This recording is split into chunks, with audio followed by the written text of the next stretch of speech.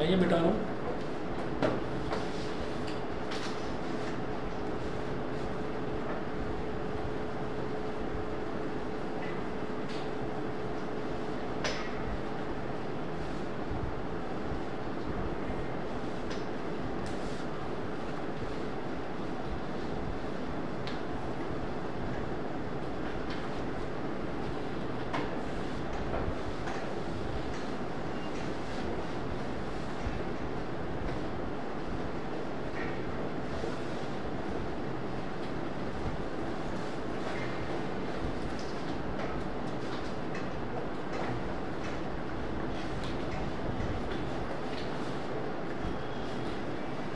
NCERT page number 117।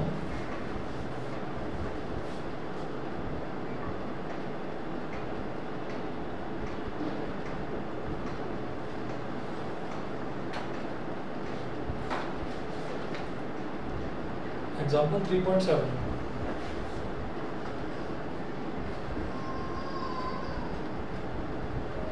उसमें एक network दे रखा है, बोल रहे हैं determine the current in each branch of the network shown in figure. तो हमको एक नेटवर्क दे रखा है, वो मैं बना रहा हूँ।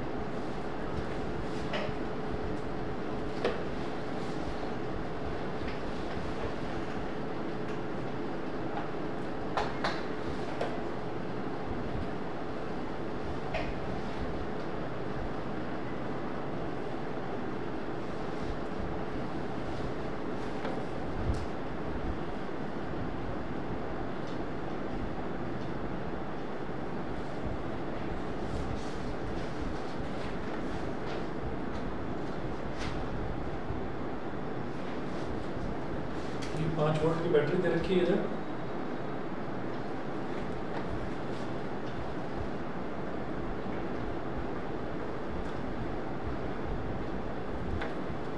इस वाली ब्रांच में जो करंट है वो दे रखा है I2 प्लस I3।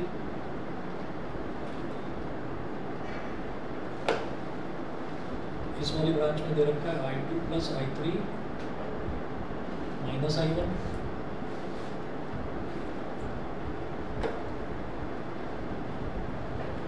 इसमें दे रखा है I1 माइनस I2 और ये दे रखा है 4 ओम।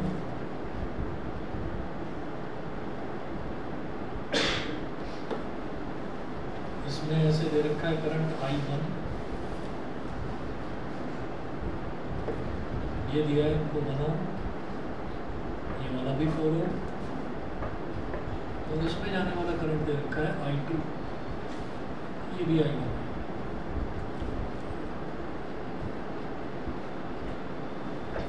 और इसमें जाने वाला करंट दे रखा है I3।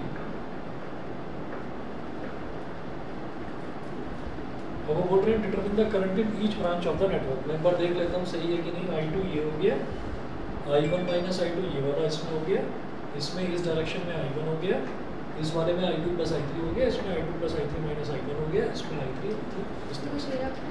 हाँ, सब कुछ दे रखा है, ये सब कुछ फिगर में दे रखा है। और इसके बाद अच्छा पूरा आप नीचे सॉल्यूशन भी है, तो आप देख लेना इसका आंसर क्या है, मैं अभी बताता हूँ, ठीक है। और इसमें अलग अलग तरीके हो सकते हैं, बुक में हो सकता है अलग तरीके से कर रखा हो। मैं आपको अपना तरीका बताता हूँ कि कोई भी नोड आप उठाइए। अच्छा देखना ABCD वगैरह कुछ दे रखा है क्या? ABCD हाँ दिखाओ जरा। हाँ ये दे रखा है AB, इसकी नेमिंग कर लीजिए AB, और ये है C, ABC, और ये है E।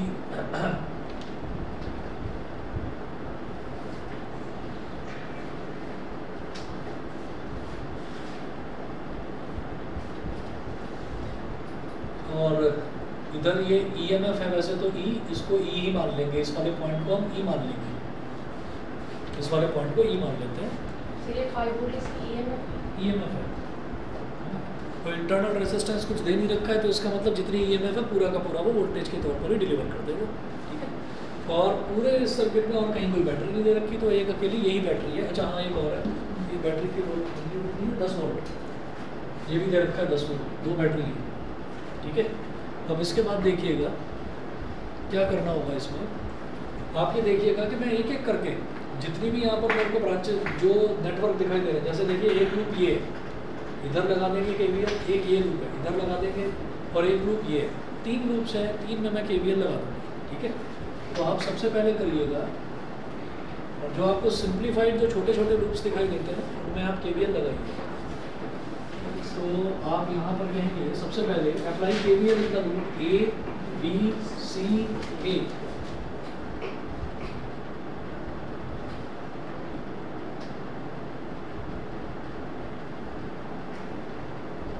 apply KVL in the loop ABCA,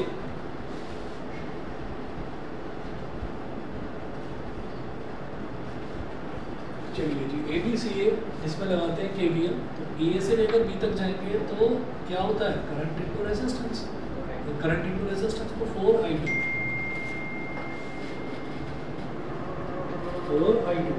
ये हो गया।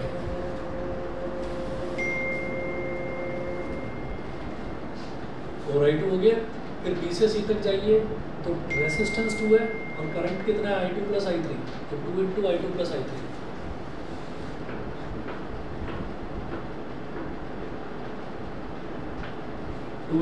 I2 plus I3।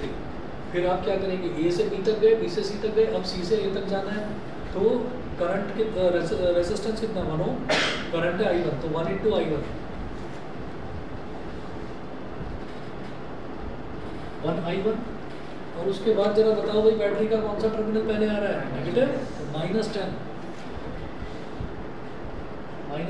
Is equal to 0। हाँ जी, -10I1 नहीं, वो तो वोल्टेज है, अपने आप में वोल्टेज है ना भाई, वो तो वोल्ट है ना, 10 वोल्ट है ना। अब बाकी सबको तो वोल्ट में मैं कन्वर्ट कर रहा हूँ, करंट मल्टीप्लाई करके, करंट इनटू रेजिस्टेंस वोल्टेज होता है। तो आप जरा इसको एक्सपेंड करिए, ये हो जाएगा हमारे पास 4I2 plus 2I2 plus 2I3 plus 1I1 का मतलब क्या हो गया I1, और -10 है, इसको उधर ले जाएंगे तो +10 हो जाएगा। यहाँ लिखे आप, पहले लिखे I1, 2I2 प्लस 4I2 कितना हो गया 6I2 plus 2I3 is equal to 10, ये हो गया। अभी इसको इक्वेशन नंबर 1 बोल दीजिए। प्रॉब्लम क्या है कि यहाँ पर हमारे पास 3 वेरिएबल आ गए, कोई बात नहीं, करते हैं दूसरा देखते हैं। Apply KVL in the loop A C D A, चाहो तो कैसे भी सीक्वेंस ले सकते हो, D C A D भी ले सकते हो, उल्टा पुल्टा कैसा भी लो, बस वो ध्यान रखना करंट की डायरेक्शन में जा रहे हैं तो नेगेटिव ले लेंगे साइन, और जो भी टर्मिनल पहले आएगा बैटरी का उसको आप लिखेंगे। तो मैं कहूँगा apply KVL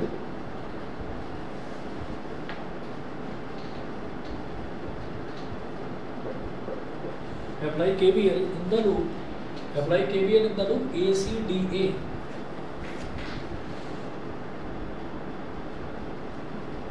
apply KVL in the loop ACDA। पहले A से C तक जा रहा है, तो A से C तक जब मैं जा रहा हूँ तो पहले कौन सा टर्मिनल लाई कर रहा है, पॉजिटिव, तो प्लस का 10, इसमें करंट की डायरेक्शन वगैरह नहीं देखनी, ठीक है, क्योंकि ये तो वोल्टेज सोर्स है तो इसमें नहीं देखनी। अब ये लेकिन रेजिस्टेंस है तो यहाँ तो करंट की डायरेक्शन देखूंगा, भाई करंट तो जा रहा है इस डायरेक्शन में, मैं जा रहा हूँ उल्टी डायरेक्शन में, तो माइनस आ जाएगा, -1 इंटू I1, -1I1, ये हो गया, ठीक है। उसके बाद अब आप जा रहे हैं C से D तक, तो जब आप C से D तक जा रहे हैं तो करंट भी इसी डायरेक्शन में और आप भी इसी डायरेक्शन में, तो रेजिस्टेंस क्या है 2, और करंट कितना I2 plus I3 minus I1, तो देखो 2 इंटू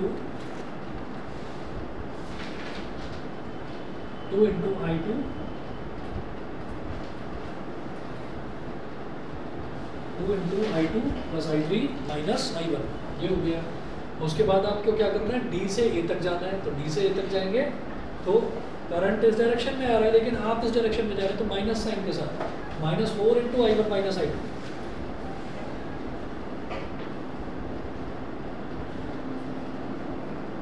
इज इक्वल टू 0। बता दीजिए भाई ऑनलाइन वाले तीनों बच्चे क्लियर है कि नहीं? भूमिका, वेदांत, विनीत समझ रहे? चलिए ठीक है। और भाई ऑफलाइन आया करो आप लोग, ऑफलाइन आया करिए। कोई मजबूरी हो जाए किसी दिन कोई बात हो तो बात अलग है, नहीं तो ऑफलाइन आया करिए। चलिए अब जरा देखो कि यहाँ पर क्या हो गया, ये जो +10 है, +10 को तो उधर ले जाओ, बाकी सारे टर्म्स इधर रखिए। -1 I1 का मतलब हो गया -I1 प्लस 2I2, 2 × I3 कितना हो गया 2I3, 2 × -I1 कितना हो गया -2I1, ठीक है। -4 × I1 कितना हो गया -4I1, -4 × -I2 कितना हो गया +4I2, और +10 उधर चला जाएगा तो क्या हो जाएगा -10, ये हो गया। अब पहले I1 वाला टर्म देखो तो I1 -I1 -2I1 कितना हो गया -3I1, -3I1। फिर I2 वाला देखिए 2I2 + 4I2 कितना हो गया +7I1 7I1 आएगा। अच्छा -1I1 -2I1 और 4I1 ओके ओके -7I1, ठीक है। -7I1 + 6I2 और प्लस का 2I3 इज इक्वल टू -10, ये हो गया। इसको बोल दीजिए आप इक्वेशन नंबर 2, ये हमारी सेकंड इक्वेशन होगी। उसके बाद देखते हैं भाई, अब ये वाला लूप ले लेते हैं, तो इसको बोल दो BEDB।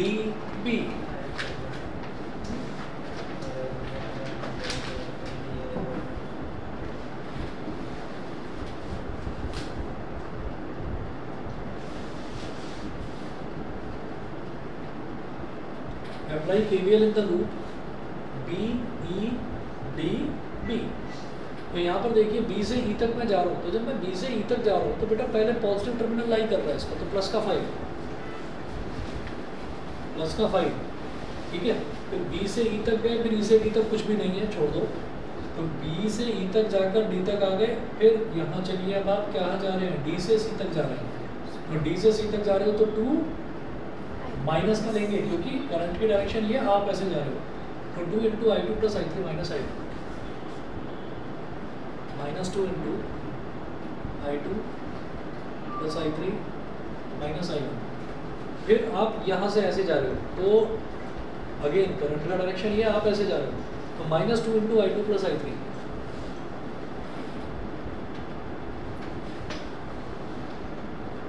और B से स्टार्ट करके घूम फिर के वापस B पर आ गए, तो सम कितना हो गया, टोटल कितना हो गया 0। अब इसको +5 को उधर ले जाओ, इसको एक्सपेंड करो, -2I2 -2I3 प्लस का 2I1 -2I2 और माइनस का 2I3 इज इक्वल टू -5। अब I1 सबसे पहले आ गया 2I1, फिर I2 वाला देखिए -2I2 कितना हो गया -4I2। फिर I3 वाला देखिए -2I3 -4I3 is equal to -5। ये बन गई हमारी इक्वेशन नंबर 3, ठीक है। अब सवाल ये उठता है कि अगर मतलब आप जो बच्चे पढ़ रहे हैं, तो अगर आप में से फिजिक्स केमिस्ट्री मैथ्स वाले बच्चे हैं तो आप आराम से इसको 3 वेरिएबल हैं और 3 ही इक्वेशन है, तो आप इसको मैट्रिक्स मेथड से सॉल्व कर सकते हो, I1 I2 I3, ठीक है। मैट्रिक्स मेथड में जैसे इक्वेशन सॉल्व करते थे, लेकिन बायो वाले बच्चे भी उनको दिक्कत आएगी, तो ज़रा उनका ध्यान रखते हैं। और अब यहाँ पर क्या करेंगे, KVL तो हमने लगा लिया तीनों लूप में, अब आपको जहाँ पर दिखाई दे वहाँ पर KCL और लगा लो, ठीक है। तो आप ये कहेंगे कि अगर मैं इस ब्रांच की बात कर रहा हूँ ना, अगर मैं इस ब्रांच की बात कर रहा हूँ तो मुझे यहाँ पर इधर I1 है, इधर I2 है और इधर I1 - I2 है, तो मुझे I1 और I2 में एक रिलेशन नज़र आ रहा है। अभी देखता हूँ क्या है। हम यहाँ पर ये करेंगे apply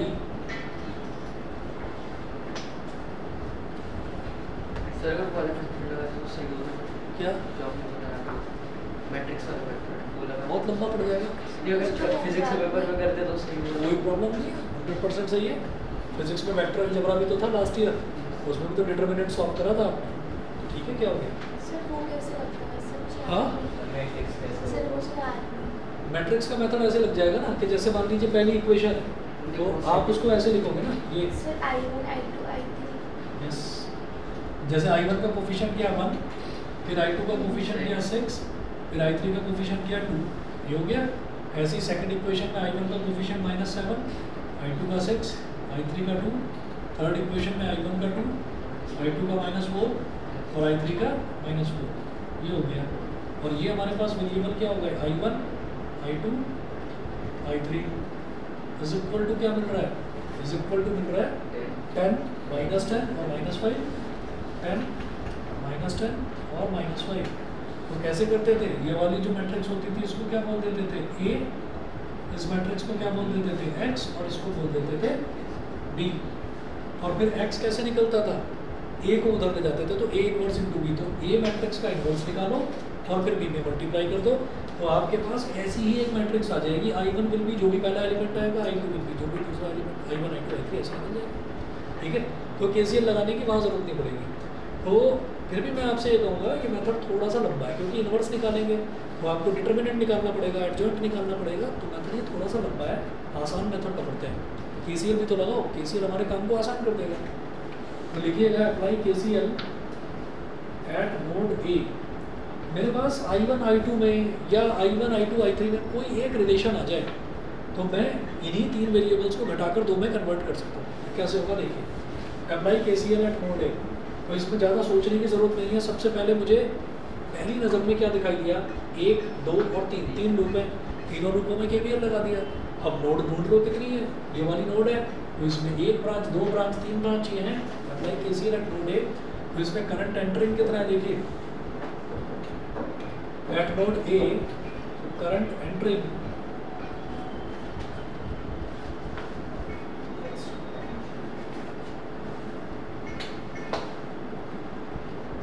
entering is equal to current leaving. Enter कितना कर रहा है? एक तो I1 एंटर कर रहा है और लीव कितना कर रहा है? I2 लीव कर रहा है और I1 माइनस I2 लीव कर रहा है। तो करंट एंटर करने वाला बस एक करंट है I1, लीव करने वाले दो हैं I2 और I1 minus I2, I2 plus I1 minus I2। ठीक है, minus I2 plus I2 cancel out हो गया, I1 is equal to I1 आ गया। ठीक है, तो I1 is equal to I1 आ गया। भाई I1 और I2 का रिलेशन नहीं आ पाया तो नोड A पर KCL लगाना बेकार हो गया मेरे लिए। ठीक, अगली नोड पर आ जाओ, B पर ट्राई करते हैं। ठीक है, नोड A पर KCL लगाना हमारे लिए बेकार हो गया, इसका कोई ज़रूरत नहीं पड़ी। हमें तो रिलेशन चाहिए I1 I2 या I2 I3, किसी में भी रिलेशन आ जाए। ये मिटा दूँ नीचे में। अब क्या करिए, KCL लगाइए नोड B पर।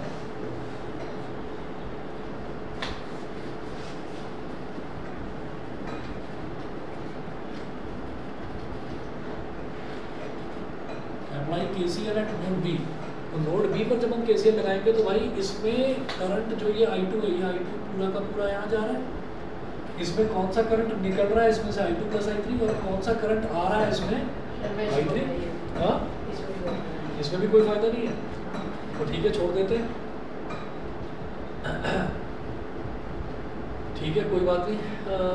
यहाँ पर I2 जा रहा है, I2 और I3। ठीक है, शायद D पर बात बने, C पर देखो। चलिए apply KCL at node C। Node C पर देखते हैं। तो नोड C में आपको देखिए करंट लीव कौन सा कर रहा है? करंट लीविंग या करंट एंटरिंग लीविंग लिख लीजिए। Current leaving is equal to current entering. Sir इसमें से बस एक ही जा रहा है। बेटा I2 प्लस कोई बात नहीं, आप ये देखिए जो C है, C में से करंट लीव कौन सा कर रहा है? एक तो I1 और एक I2 plus I3 minus I1। मुझे लग रहा है इसमें भी कोई फायदा नहीं। सर D पे हो जाएगा। D पर बात कर रही है क्या? चलो देखते हैं, इसमें से करंट लीव कौन सा कर रहा है? I1। और करंट एंटर कौन सा कर रहा है? I2 plus I3। और ये क्या है? I2 plus I3 minus I1 plus I2 plus I3 minus I1। समझ गए? बट वहाँ तो वो खत्म हो गया ना। एक मिनट, मैंने गलत कर दिया। सर ये भी कौन सा कर रहा है, इस नोड में से करंट निकल कौन सा रहा है, एक तो I1 और एक I2 plus I3 minus I1। तो I1 इसमें से निकल रहा है और I2 plus I3 minus I1 भी निकल रहा है। I2 plus I3 minus I1। और इधर करंट एंटर कौन सा कर रहा है, I2 प्लस I3। इसमें भी कोई फायदा नहीं हुआ, माइनस I1 कट गया, I2 plus I3 is equal to I2 plus I3। किसी भी नोड पर कुछ नहीं हो रहा क्या, मुझे फिर मैट्रिक्स ही लगानी पड़ेगी फिर शायद। इससे पहली और दूसरी इक्वेशन से I1 निकालना, ये भी कर सकते हैं। एक काम करो भाई, छोड़ो KCL का कोई फ़ायदा नहीं हो रहा है, एक मेथड है, थोड़ा सा लंबा जरूर है पर हो जाएगा, और आपको किसी मैट्रिक्स वगैरह की ज़रूरत पड़ेगी नहीं। आप एक काम करिए, ये जो पहली इक्वेशन है ना, इस पहली इक्वेशन से आप I1 की वैल्यू निकाल लो, I2 और I3 की टर्म्स में आ जाएगी। ठीक है, मैं ये नेटवर्क मिटा रहा हूँ, मैं नेटवर्क पूरा मिटा रहा हूँ। नहीं हो रहा था, मैंने ट्राई करा था, बहुत लंबा हो गया था। नहीं कोई बात नहीं, देखते हैं ना, पेपर में टाइम निकल गया था। कोई बात नहीं। आप ये देखिए कि 3 इक्वेशन आ गई, यहाँ तक तो क्लियर है ना। हाँ चलिए, ये नेटवर्क चलो नहीं मिटा रहे इसको, क्या पता ज़रूरत पड़े। अब एक काम करिए, इक्वेशन 1 ले लीजिए, इक्वेशन 1 हमने ले लिया। और ऐसा मैं क्यों ले रहा हूँ, क्योंकि ये इक्वेशन 1 में ना I1 अकेला I1 दिखाई दे रहा है। I1 प्लस कितना 2.5 एम्पियर I1 देखना भाई। अच्छा तो मेरी क्लास हाँ, I1 2.5 आ रहा है, I2 आ रहा है 5/8 और I3 आ रहा है 15/8। ठीक है, एक आ गया तो बाकी भी आ जाए। चलो I1 की वैल्यू कितनी हो गई, इसको इक्वेशन 1 से आपने उसको उधर ले गए, ये 10 इधर है, 6I2 उधर, -6I2 -2I3, ये हो गया -6I2 और -2I3। ये I1 की वैल्यू आ गई। अब आप कहिए कि substitute this value in equation 2 and equation 3। Substitute क्या बेटा, एलिमिनेशन से कर लेते हैं, लेकिन 3 इक्वेशंस में एक साथ एलिमिनेशन नहीं लग पाता। तो एलिमिनेशन से अब करूँगा, पहले सब्स्टिट्यूट करेंगे, ठीक है, उसके बाद फिर एलिमिनेशन से करेंगे। तो substitute this value in equation 2 and 3। तो इक्वेशन 2 और 3 दोनों में I1 की वैल्यू डाल दीजिए आप। ठीक है, मैं ये मिटा रहा हूँ इधर से। नॉर्मली सब्ट्रैक्ट ही नहीं करा। कौन सा I1 वो इक्वेशन 1 और 2, इक्वेशन 1 और 2 को यार तुमने बाद में बताता हूँ, मेरे को बड़ा आसान दिखाई दे रहा है। सही कह रहा है, ये इक्वेशन 1 में से 2 को सब्ट्रैक्ट कर लेना था। कैसे, ये देखो ना, इधर 6I2 और 2I3 दिखाई दे रहा है, इधर भी 6I2 और 2I3 दिखाई दे रहा है। ठीक है, तो 1 में से 2 को सब्ट्रैक्ट कर दो, ये भी छोड़ो।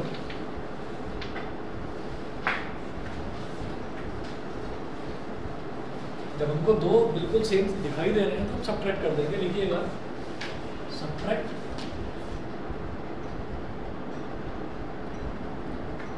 Equation 2 from equation 1। I1 plus 6I2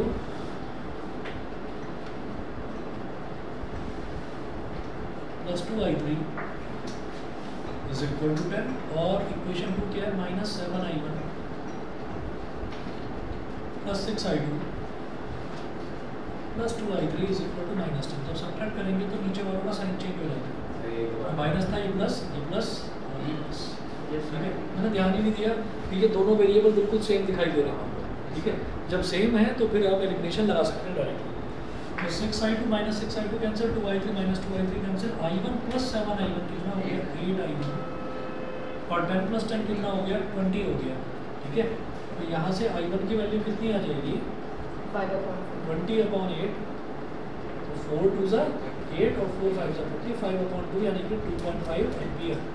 ठीक है, ये आ गया। उसके बाद आप क्या करिए, I1 की ये वैल्यू आ गई, I1 की वैल्यू को इक्वेशन 2 में डालो, इक्वेशन 2 में डाल दो, इक्वेशन 3 में डाल दो। ठीक है,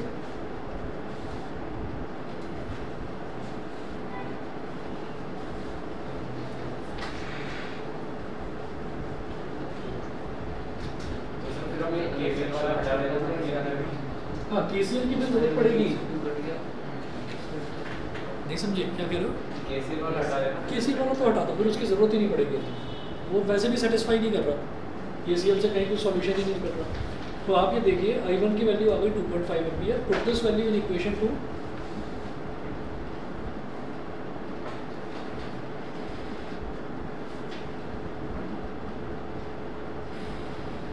इक्वेशन 2 में इस वैल्यू को डालिए, 2.5 है ना, तो -7 I1 की जगह 2.5 -7 × 2.5 plus 6 I2 plus 2 I3 is equal to -10। ये हो गया।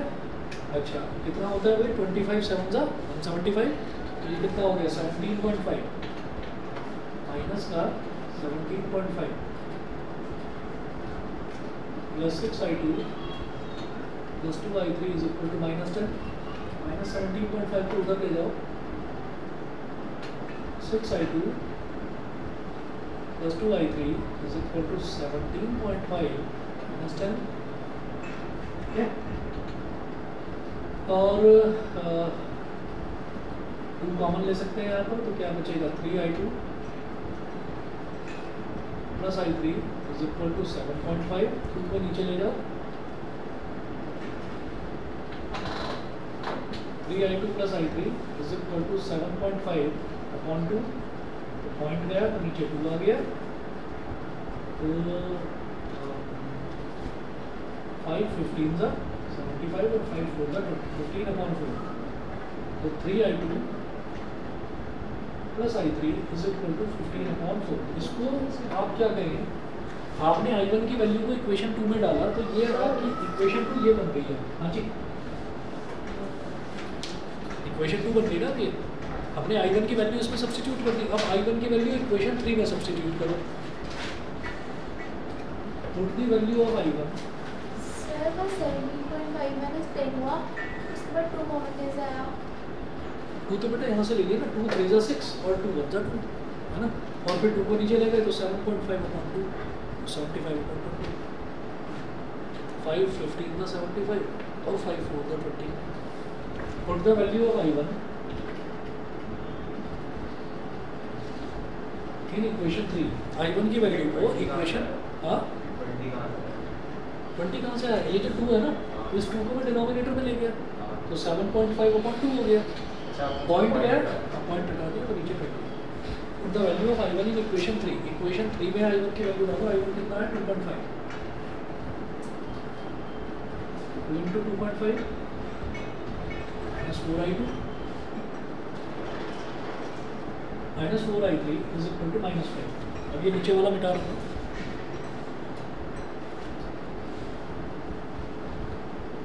तो 2 × 2.5 कितना हो गया, 2.5 2 जा 5,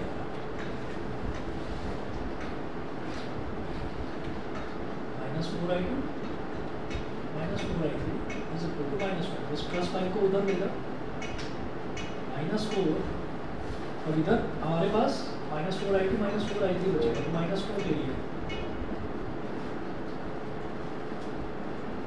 -5 -5 -4 into I2 plus I3 minus cancel out हो गया, तो इसको डिवाइड मत करना, 10/4 ही कहते हैं। I2 plus I3 goes to I1 आ जाएगा। I2 plus I3 is equal to 10/4।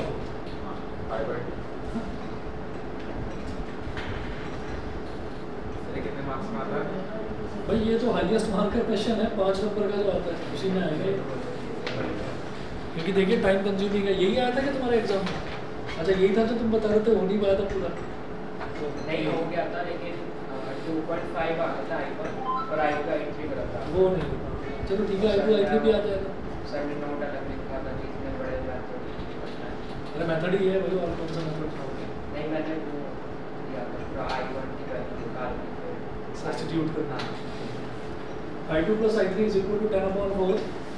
अब ये आपकी इक्वेशन नंबर 3 होगी। अब क्या करना है, अब I2 plus I3 10/4 आ गया, 3I2 plus I3 15/4 आ गया। इक्वेशन 2 में से 3 को सब्ट्रैक्ट कर दो, सब्ट्रैक्ट 3 from 2, थर्ड इक्वेशन को सेकंड में से सब्ट्रैक्ट कर दीजिए, क्योंकि इधर भी प्लस का i3 है, इधर भी प्लस का i3 है, तो सब्ट्रैक्ट कर देंगे। तो 3i2 plus i3 is equal to 15/4 और i2 plus i3 is equal to 10/4। तो नीचे वालों के साइन चेंज हो जाते हैं, ये माइनस ये माइनस ये माइनस, i3 कैंसिल हो, 3i2 माइनस 1i2 कितना हो गया 2i2, 15/4 माइनस 10/4 कितना हो गया 5/4, 2 को नीचे ले जाओ, i2 इज इक्वल टू 5/8 अपनी देख लीजिए, एनसीईआरटी में यही आ रहा है आंसर, i2 की वैल्यू तो ये आ गई। तो वैसे ही i3 निकालना है तो i2 plus i3 is equal to 10/4 है। इक्वेशन 3 में